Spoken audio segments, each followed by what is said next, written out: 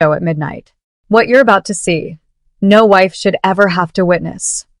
Those were the exact words of the elderly woman who knocked on my door just hours after my husband handed me the keys to a luxury downtown apartment for my 28th birthday. Everyone in the building thought she was just a confused, eccentric neighbor who used to live in this exact unit.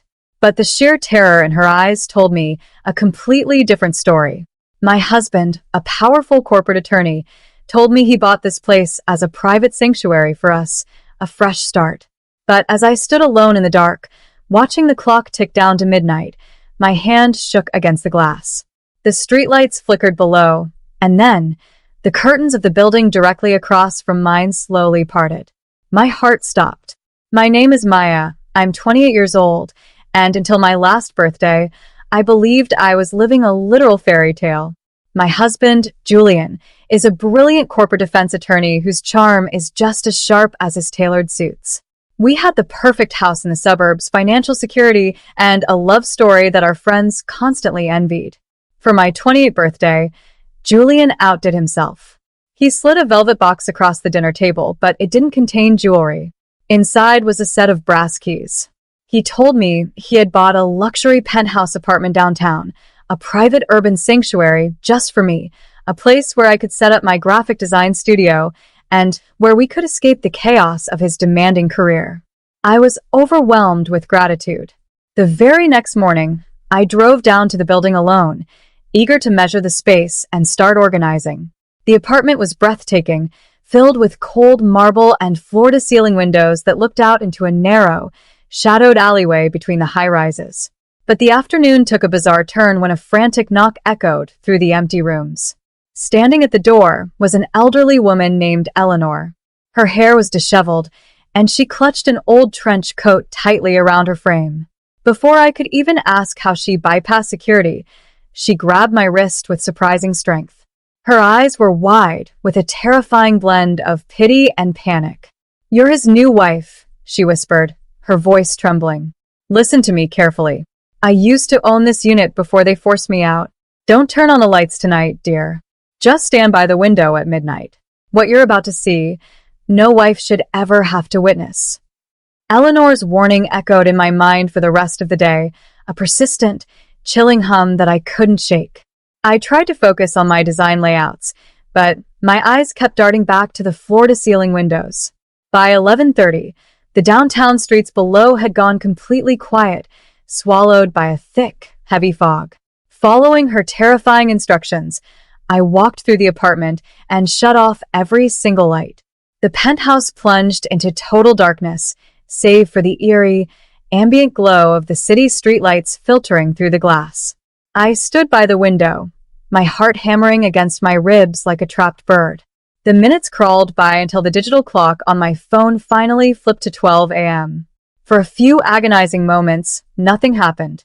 I was just about to turn away, mocking myself for listening to a stranger, when a sharp flash of movement directly across the narrow alleyway caught my eye. The heavy velvet curtains of the apartment directly parallel to mine slowly parted. The unit across the street was a mirror image of my own, but its lights were blaring. I gasped, pressing my hand flat against the cold glass to steady myself. Inside the brightly lit room stood Julian. He was supposed to be at a late-night corporate dinner across town, yet there he was. But it was the woman standing beside him that made the blood freeze in my veins. She looked like a ghostly, older reflection of me. The same copper hair, the same sharp jawline. She was holding a thick manila folder, dumping stacks of financial ledgers onto a desk. Julian didn't look at her with love. His face was twisted into a cold, menacing mask I had never seen before. He violently grabbed the documents from her hand, tracking his fingers over lines of numbers as a sinister smile spread across his face. I didn't sleep a single wink that night.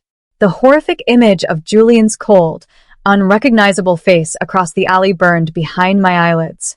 By sunrise, the burning need for answers overrode my terror. I knew I had to find Eleanor, the ghost of Unit 4B. The building's concierge was tight-lipped at first, but a $100 bill slipped across the marble counter unlocked her memory. She revealed that Eleanor had been evicted under mysterious circumstances months ago and now lived at St. Jude's care home, just 6 blocks away. 30 minutes later, I was sitting in a sunlit, sterile courtyard, watching Eleanor stare blankly at a chessboard. When I sat down and whispered the words Unit 4B, her head snapped up, the fog in her eyes instantly clearing into sharp focus. "You watched, didn't you?" she asked, her voice cracking as she reached across the table to touch my trembling hand. I nodded, tears stinging my eyes. Eleanor closed her eyes tightly, a heavy sigh escaping her lips. She explained that she hadn't lost her apartment to a standard foreclosure. Her late husband had been a high-profile client of Julian's law firm. Before he died, Julian had manipulated them into transferring the deed of the mirrored units into a complex trust. "He didn't buy that penthouse out of love for you, Maya," Eleanor warned, her eyes boring into mine with absolute certainty. "He bought it because of the architectural layout. Those two specific units are completely obscured from the main street. He uses them to hide his darkest secrets, and he forces women like us to be his shields." Eleanor's words shattered the last remnants of my naive reality. I wasn't a cherished wife celebrating a milestone birthday. I was a legal shield, a pawn in a game I didn't even understand yet. I refused to let panic consume me. Over the next 3 days, I lived a double life. By day, I was the doting, sweet wife Julian expected. But by night, I returned to the dark penthouse, sitting in the shadows with a high-powered telephoto lens camera aimed directly across the narrow alley. What I captured through that lens was a systematic masterclass in corporate fraud. Julian wasn't just managing high-profile clients, he was bleeding them dry. The woman I had seen before was Victoria Vance, his firm's senior forensic accountant and secret accomplice. Together, they were running a massive, untraceable embezzlement operation. Every night at midnight, the mirrored apartment across the alley became a buzzing command center. Through my lens, I watched them sort through stolen corporate ledgers, forge international wire transfers, and store stacks of physical cash inside a heavy wall safe hidden behind a painting. Every night at midnight, the mirrored apartment across the alley became a buzzing command center. Through my lens, I watched them sort through stolen corporate ledgers, forge international wire transfers, and store stacks of physical cash inside a heavy wall safe hidden behind a painting. The most horrifying discovery came when Victoria held up a document close to the window light, allowing my camera to capture it clearly. It was a shell company registration for a business called NW Creative Holdings. My breath hitched in my throat as I zoomed in on the signature line. It was my name, forged in Julian's precise, practiced handwriting. He had funneled over $4 million of stolen offshore funds directly into my identity. If federal investigators ever caught on to the scheme, the paper trail would lead straight to me, leaving Julian completely insulated, wealthy, and legally spotless. He was setting me up to take the fall for his crimes. The trap swung shut the very next evening. Julian came home early, carrying a bottle of champagne and a thick stack of legal documents. His smile was as flawless as ever, but now, all I could see was the cold calculation behind his eyes. "Happy birthday week, sweetheart," he said, setting the papers on the kitchen island. "Now that you have the apartment, we need to formalize a few things. These are standard corporate insurance and property transfer releases. It just ensures the property stays entirely in your name, protecting your creative studio from any future liabilities with my firm." He handed me a sleek pen. Looking down, I recognized the exact same legal jargon Eleanor had described. If I signed these papers, I would officially assume full financial and legal responsibility for NW Creative Holdings. I would be walking right into the prison cell he had meticulously built for me. My hands shook, but I forced a bright, naive smile. "Of course, Julian. Let me just look over them tonight, and I'll sign everything first thing in the morning." He frowned slightly, a flash of irritation crossing his face, but he nodded. The moment he went upstairs, I didn't panic. Instead, I made a call to a contact Eleanor had secretly given me, Special Agent Marcus Vance of the FBI's White-Collar Crime Division. We met in a quiet diner an hour later. When I showed him the high-resolution photos of the hidden safe, the forged signatures, and the midnight transfers across the alley, his jaw tightened. "We've been monitoring Julian's firm for a year, Maya, but we lacked the physical location of his servers and ledgers, Agent Vance said. You just handed us the missing link. Now, we need you to trigger the trap. The final confrontation took place exactly where the nightmare began, at the window of Unit 4B. Midnight was fast approaching, and a heavy downpour lashed against the glass, obscuring the city lights below.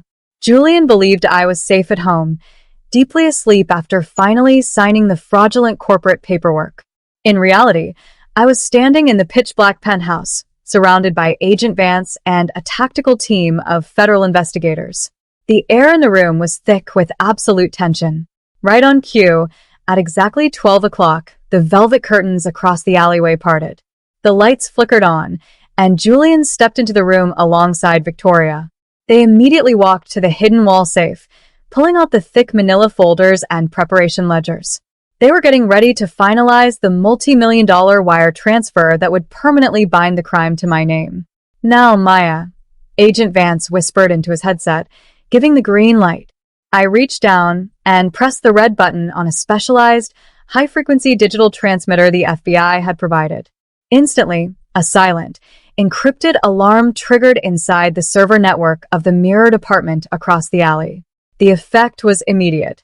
The monitors in their room began flashing red, and Julian's smug expression dissolved into pure, unadulterated panic.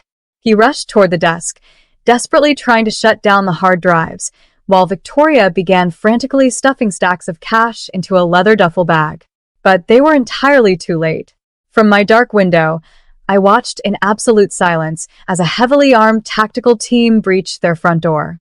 The flashbangs illuminated the alleyway, and within seconds, Julian was pinned to the floor, handcuffed, his face pressed against the very documents he had forged to destroy me. The legal fallout was swift and absolute.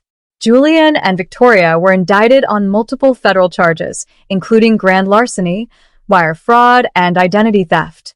Because of the overwhelming evidence my camera had captured, Julian was forced to accept a plea deal, resulting in a 25-year prison sentence. His high-priced career and pristine reputation vanished overnight. As for me, the feds cleared my name entirely, and because my evidence exposed a multi-million-dollar corporate fraud ring, I was awarded a substantial whistleblower payout. I immediately used a portion of those funds to move Eleanor out of the care home and into a beautiful, sunlit cottage in Carmel overlooking the Pacific Ocean. I moved into the cottage right next to hers, finally establishing the peaceful graphic design studio I had always wanted, surrounded by crashing waves instead of dark city alleyways. I had finally reclaimed my life, my name, and my freedom. Now, I'm incredibly curious about you who listened to my story until the very end. What would you have done if you were standing at that dark window at midnight? Would you have had the courage to look across, or would you have turned the lights back on and ignored the warning so I can see how far my journey has reached? Meanwhile, I'm leaving 2 other unbelievable stories on the screen right now that will definitely shock you.